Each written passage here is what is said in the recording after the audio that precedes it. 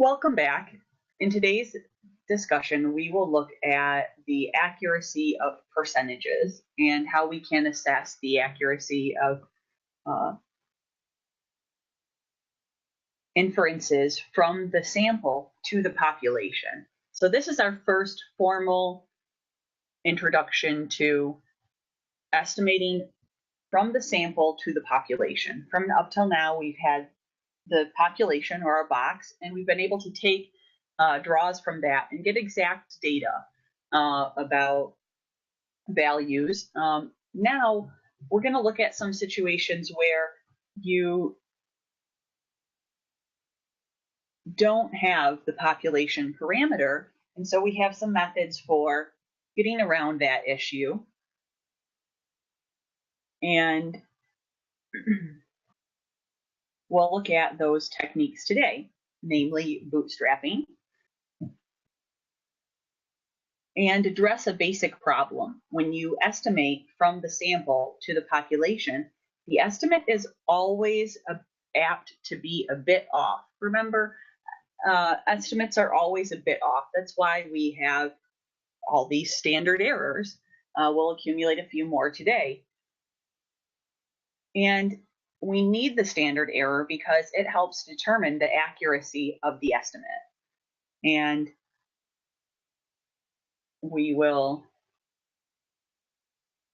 really look at different applications of that use of the standard error today.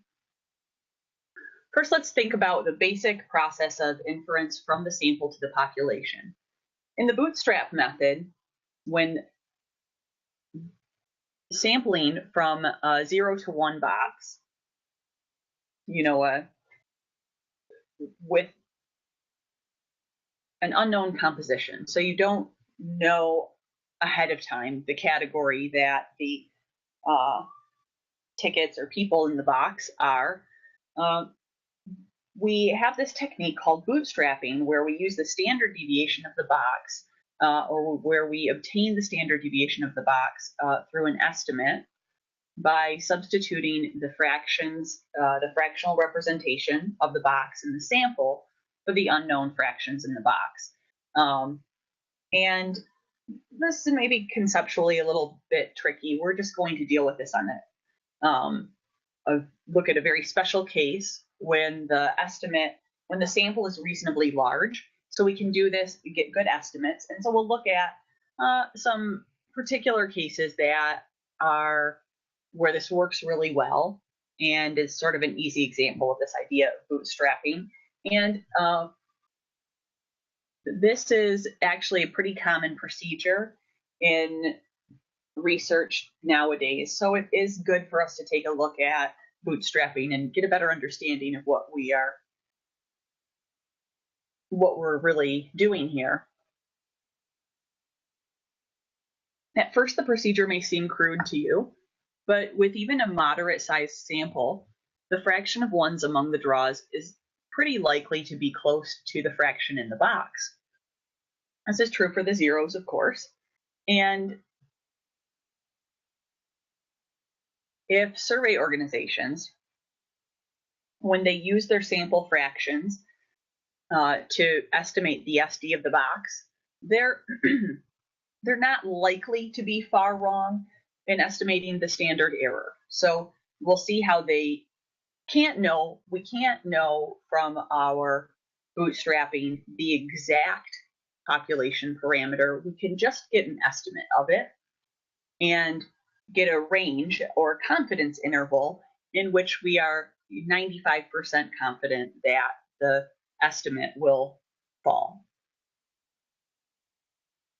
So to help translate this into a more functional application, let's look at example 1. In fall 2005, City University had 25,000 registered students. To estimate the percentage who were living at home, a simple random sample of 400 students was drawn. It turned out that 317 of them were living at home. So we have here a population. The 25,000 registered students, and they comprise our box.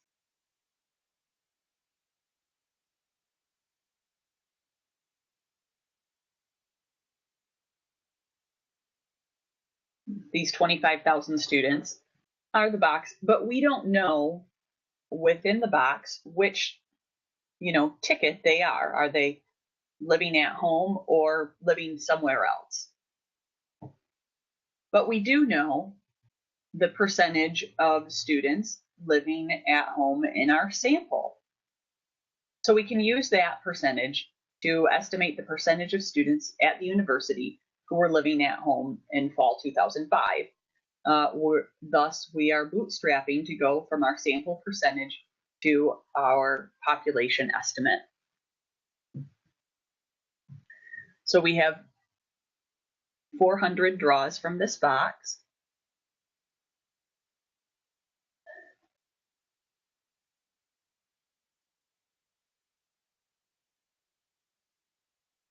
And the fraction of ones in the box, which we don't know yet, is a parameter. And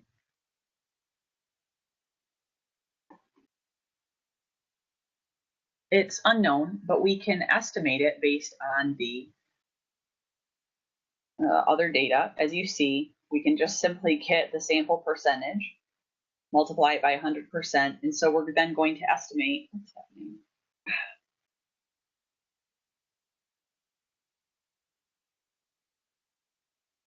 So then we can say, okay, we expect there to be 79% ones in the box.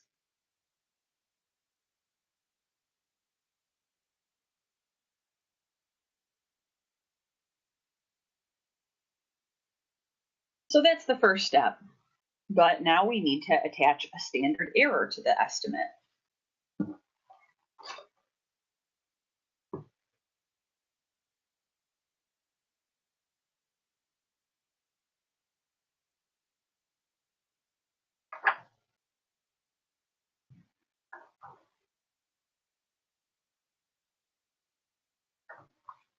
So to do that, let's look over here at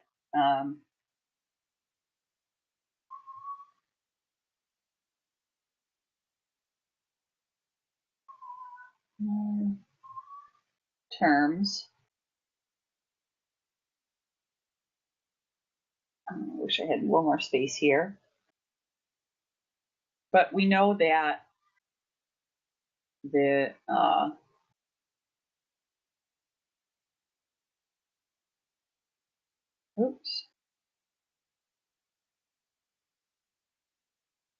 this is basically the expected value of our population percentage is 79%.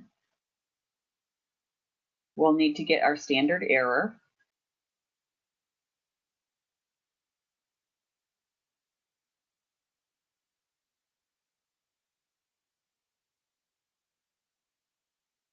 And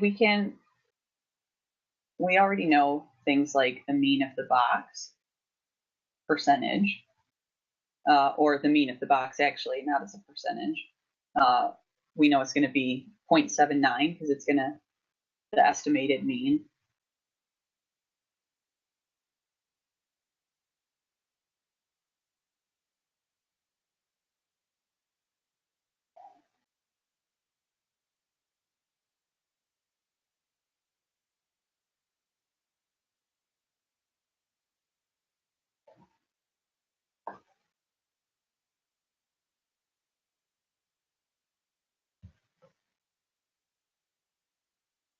So to get the standard deviation of the box, we can take, since this is a 0-1 box,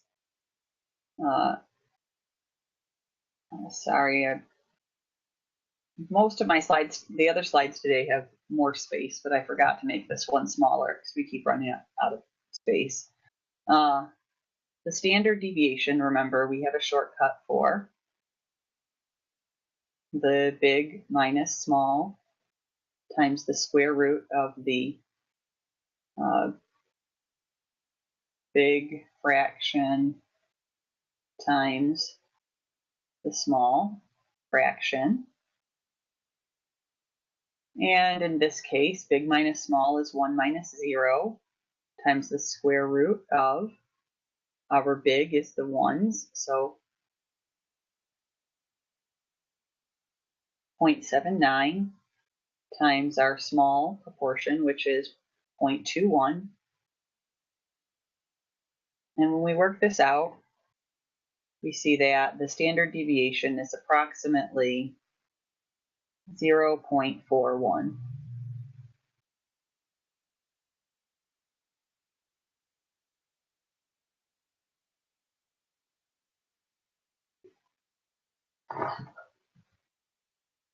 Why is this approximate? Because this is an estimate. We don't know the exact standard deviation of the box. That's the point. We're estimating it by using this bootstrap procedure. And just really keep this in mind. I know I keep mentioning this. Well, things I keep mentioning are probably important and will show up in it proportionately on the exam. But it's really important to remember that we're not getting the actual standard deviation of the box. We're just getting an estimate of it. And this is only an appropriate technique when you have a simple random sample. And we will talk about that in more detail later on, but it's something very important to keep in mind. So now let's get our standard error. It's equal to the square root of the draws, the number of draws.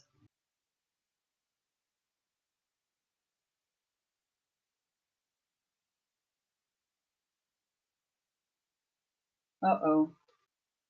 There we go.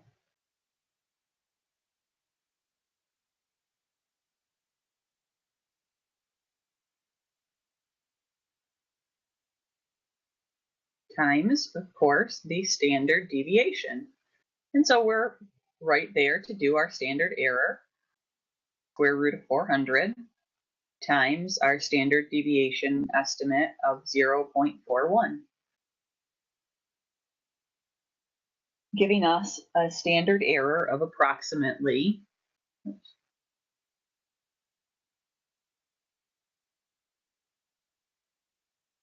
8. Okay.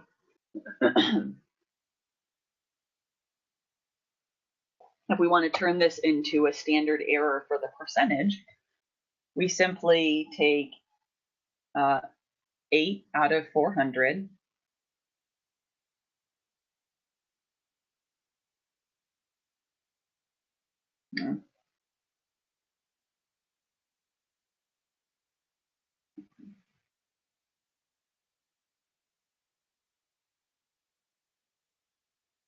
our SC percentage is going to equal the standard error per number of participants times 100.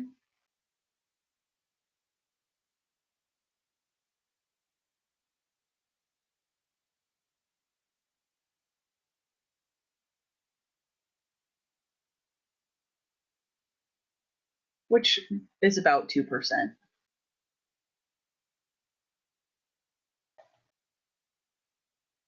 Because 8 out of 400 is 2 out of 100, or 2%.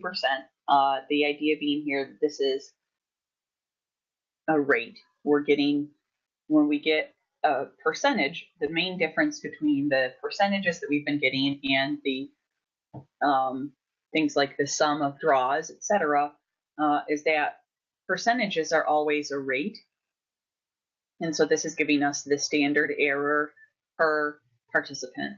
Or in the case of the percent, this is the standard error per 100 participants.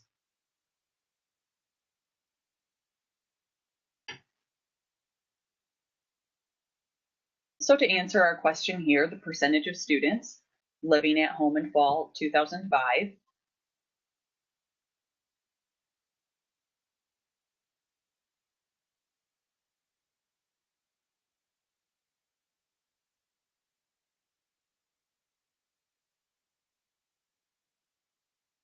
was 79% with a standard error of 2%. If we were going to say this another way, we could say that the estimated percentage of students at the university living at home was 79%, 2%.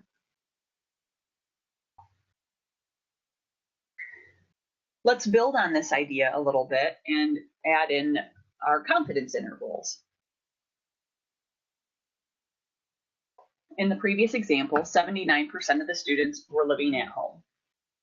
So the sample percentage was 79, and we need to know how far can the population percentage be from 79%, or how far is it likely to be from 79%?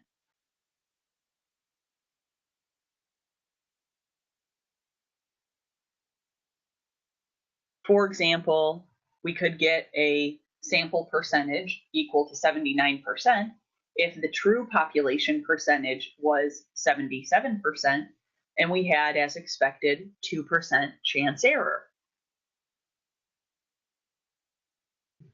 The population percentage could also be 76% if there was a chance error of 3%.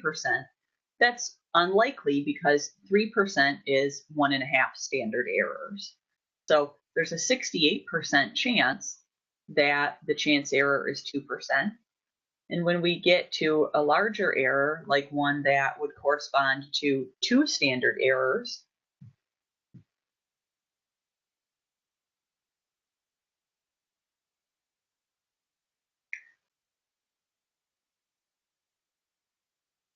well, a chance error with 2 standard errors would be 4% because it's just twice as far. And we know that within 2 standard errors of the mean, above and below, that's 95% of the population. So that's a pretty big interval for confidence. We really can't be too confident beyond 95% anyway. So how far, based on our estimate looking at a 2 standard errors or a 4% chance error, we could have, for example, population percentage equal to 83%. And since this is a plus or minus, really, or in this case, it would be a minus, but if this formula should be plus or minus because a percentage is always positive. But they're just using this example. So anyway, we could end up with a sample percentage of 79% with a standard error of 4%, right? If the actual population was 85%, it would still be within our 2 standard errors from the mean to have a sample percentage, to observe a sample percentage of 79% when the true population percentage was 83%. Why not just use the true population percentage? Well, we can't because we don't have the true population percentage. That's the point. So it could go either way. The true population percentage in our our 2 standard errors. So this is we'll see be a 95% confidence interval. Just a preview. Yep, it could be from, we could get to 79% with a true population percentage at 83%, or it could be as low as why do I keep writing sevens? 74%. Then plus our 4% error is another route to 79. Now, as you can see, there's lots of routes to getting to observing a sample percentage of 79%. It could be 82 and there'd be a 3% error. We're just saying that we are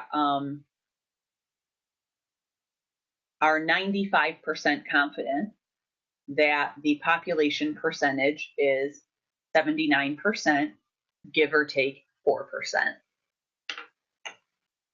So the interval would be from 75, why did I write a 5 there? 75 to 83. Oops.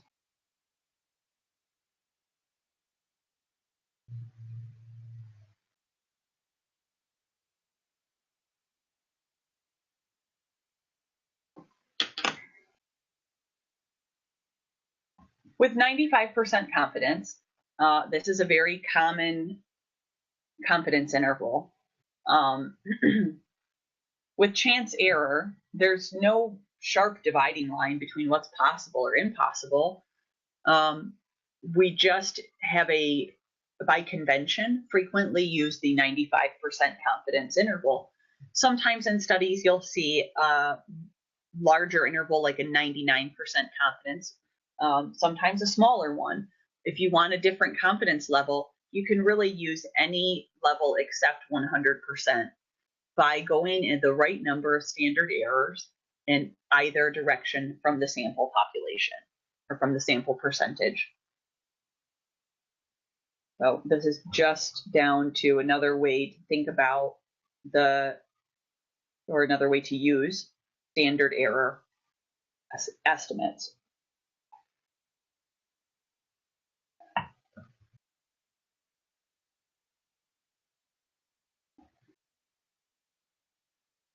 When you're interpreting a confidence interval, it's very important to remember that the chance is in the sampling procedure. It's not in the parameter that you're estimating. We don't know the parameter, but the parameter doesn't vary.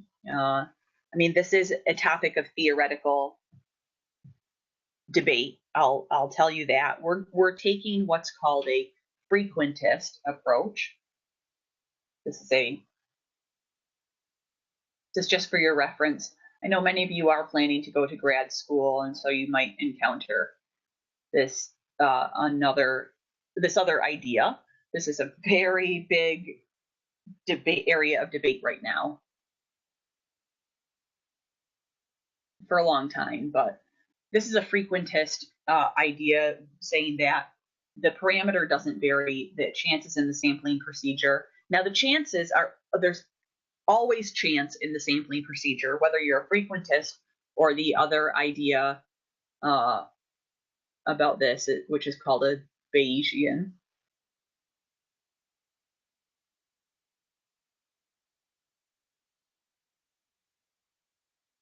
We're just using in this class, in this whole course, we've taken a frequentist approach. So with some of the more fine theoretical points, you might encounter other perspectives later. That just is a reflection of theoretical debate in the field, just as there is in any field. Another one of the reasons why I don't recommend just using random study materials, for example, because we are taking a strict frequentist approach. I think it's the easiest way to get a good foundation.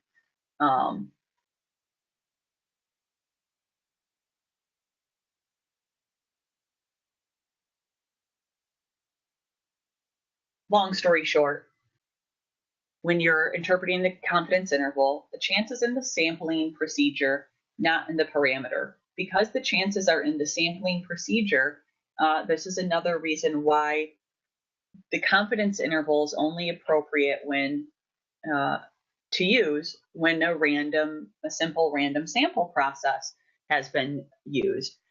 If you haven't conducted simple random sampling, then you can't get a accurate estimate of the confidence interval, or you can. Mathematics will let you calculate anything, but it doesn't make what you calculated valid.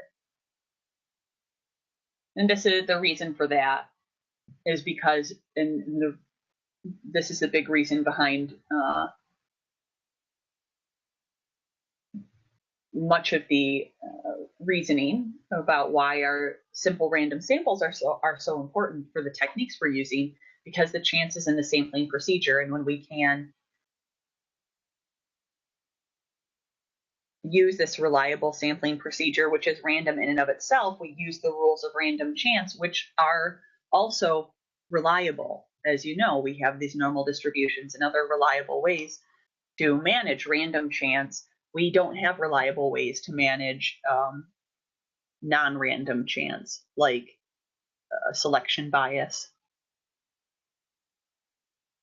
I mean, we do have reliable ways methodologically, but not statistically. So remember, formulas for simple random samples may not apply to other kinds of samples. This is really important. I want you to remember that you could be asked to evaluate the sampling of a study and to decide what kinds of procedures could be used. And this is a key issue to keep in mind when you're reading through scenarios and making such decisions. So this is just a quick illustration of how using the Gallup poll, which we've looked at in a few different chapters, we can see that there's a different way to estimate the error.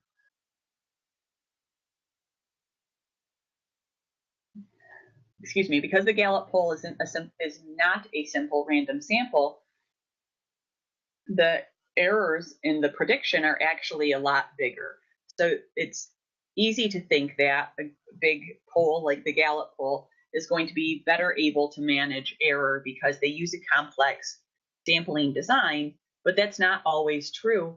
In fact, a simple random sample often results in the lowest error terms. You might be thinking, why not just always use a simple random sample? Well, we can't, because it's not always possible in an applied sense. Maybe because financially, geographic limitations, other limitations. So it's not always possible to get a simple random sample. But when you can, it's going to generally result in error predictions errors of prediction that are a lot smaller. Even when, in this example, in the first table, they did a Gallup poll, and these are election years, predicting the outcome of the election. And you can see some of the years they're off by quite a lot. The difference between table 1 and table 2 is that this first table are the whole sample, and table 2 is just likely voters, because Gallup does additional estimates for likely voters. And I think this remains a very relevant topic nowadays, too, as every election we're bombarded with polling statistics. As you can see, when they look at just likely voters and use them to predict the outcome, their actual error terms, the errors are lower, but not by much. Are they?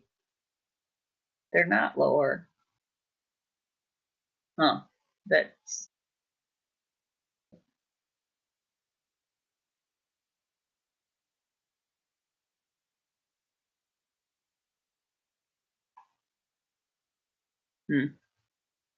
So that's the point here, though, is that a simple random sample is going to be your best option when it's feasible.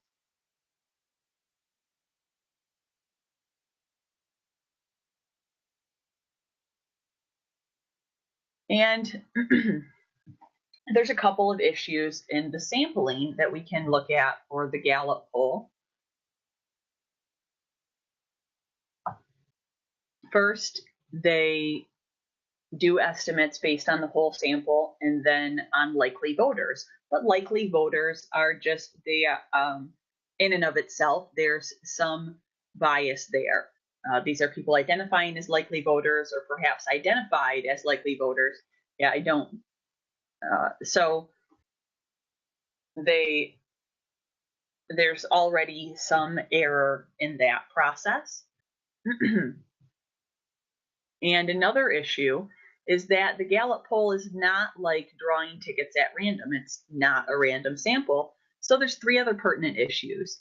The process used to screen out the non-voters can break down at times, like we were just discussing. We don't know about the reliability of this judgment of who is a likely voter. And this remains a major problem in political polling. Number 2, some voters may still not have decided how to vote when they're interviewed. So these interviews were conducted in September. There's quite a distance between September and the election, especially nowadays. So oftentimes, at least sometimes, people haven't made up their mind. Some research has said most people make up their mind by September, but that might be arguable if that still applies. Finally, obviously, voters could change their minds between the last pre-election poll and election day, especially in a close contest or one where there's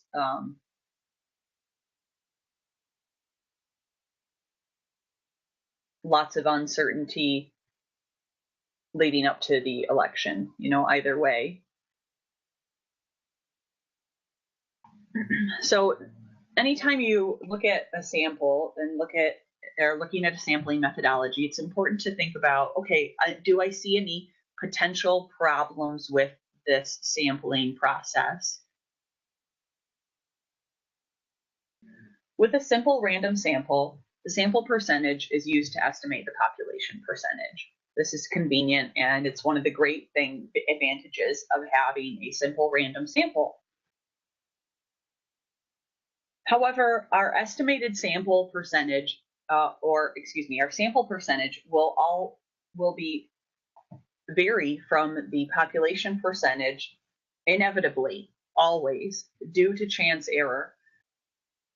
The standard error tells us the likely size of the amount that the estimate is off. When we have a large sample, the bootstrap estimates are very useful, and it's a popular technique in big survey research.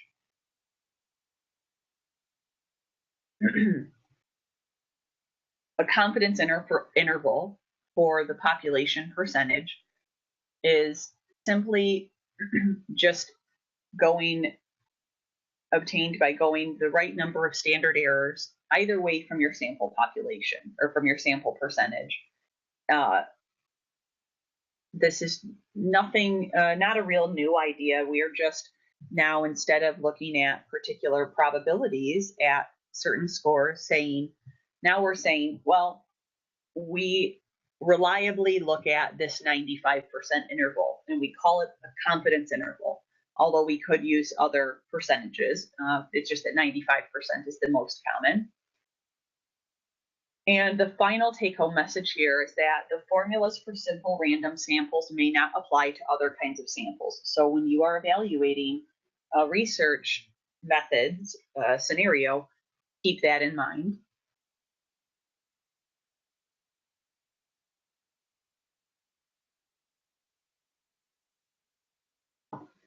And remember, for the most efficient way, do some statistics every day.